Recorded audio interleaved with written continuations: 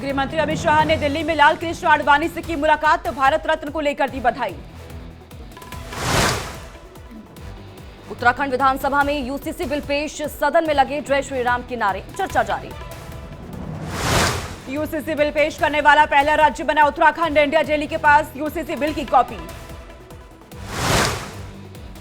उत्तराखंड से राज्यसभा सांसद नरेश बंसल ने विधानसभा में यूसीसी पेश किए जाने पर दी प्रतिक्रिया, कहा यूसीसी से महिलाओं और युवाओं को मिलेगी नई दिशा, विधानसभा चुनाव में जो वादा किया था उसे किया पूरा। उत्तराखंड विधानसभा में यूसीसी बिल पेश होने पर बीजेपी सांसद हेमा मालिनी ने दी है अपनी प्रतिक्रिया, कहा यूसीसी से सीधा महिलाओं को शादी नौकरी के साथ अधिकारों में मिलेगा फायदा।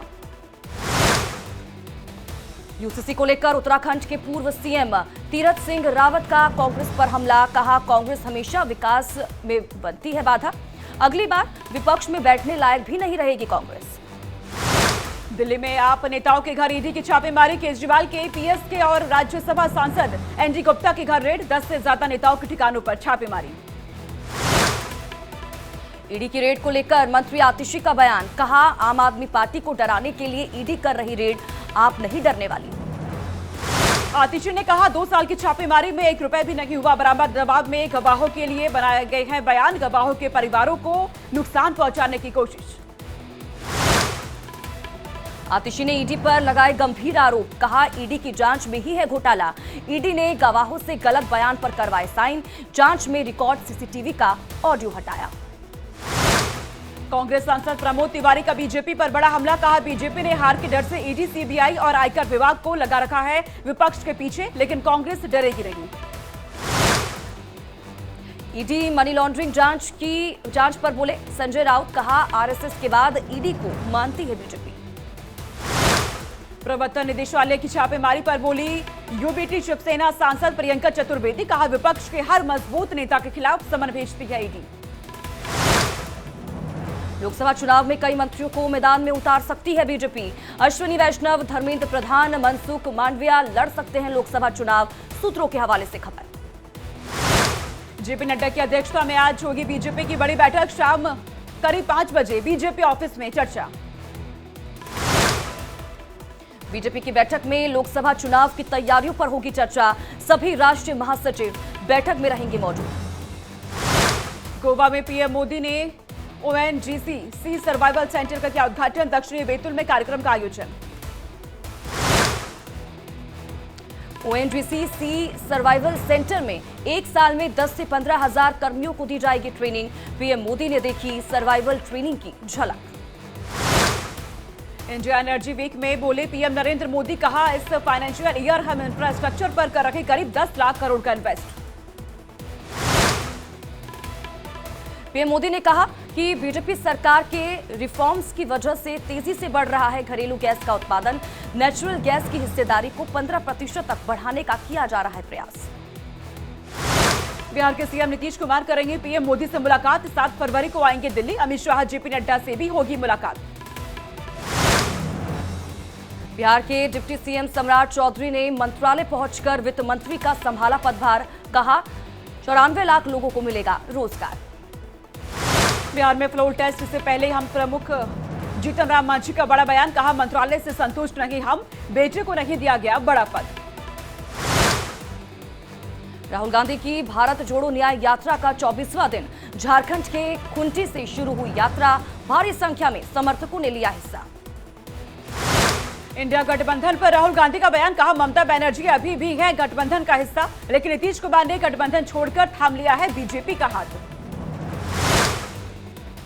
लखनऊ में सीएम योगी से मिले नेपाल संसदीय समिति के सदस्य, राजकिशोर यादव की अध्यक्षता में की मुलाकात। मुंबई में शिवसेना और नेता उद्धव ठाकरे ने बीजेपी सरकार पर साधा निशाना, कहा बीजेपी सरकार की तानाशाही का कोई विकल्प नहीं, इसे जड़ से खत्म करना होगा। सड़क पर घूम रहे गौवंश को लेकर पूर्व सीएम दिग्विजय सिंह का सरकार पर तंज, कहा सरकार बनने के बाद गौशालाओं का फंड हुआ कम, गौवंश को किया गया गौशालाओं से बाहर।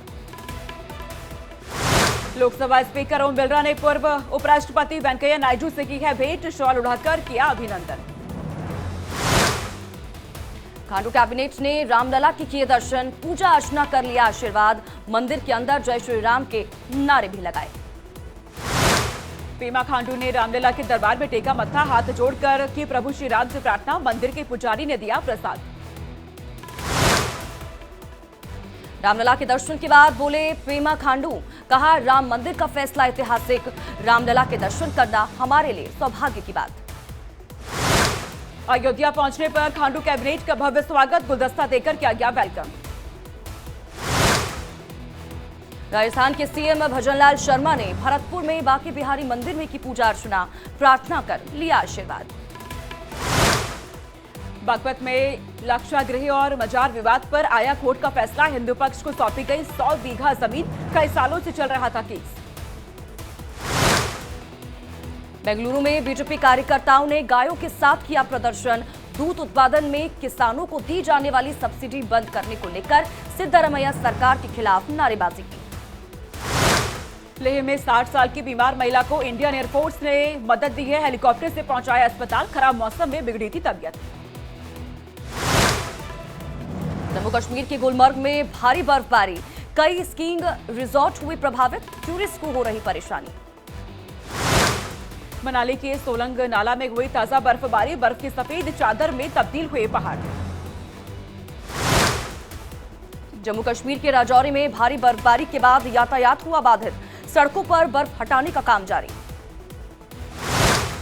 जम्मू कश्मीर के रामबन में भारी बर्फबारी के बाद चारों तरफ जमी बर्फ की मोटी परत, यातायात प्रभावित।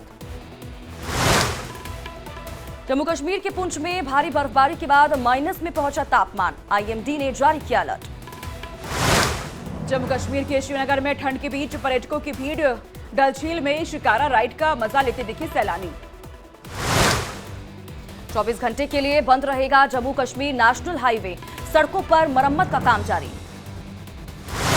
जालंधर में आवारा कुत्तों का आतंक, कुत्तों ने एक महिला पर किया हमला, महिला गंभीर रूप से घायल।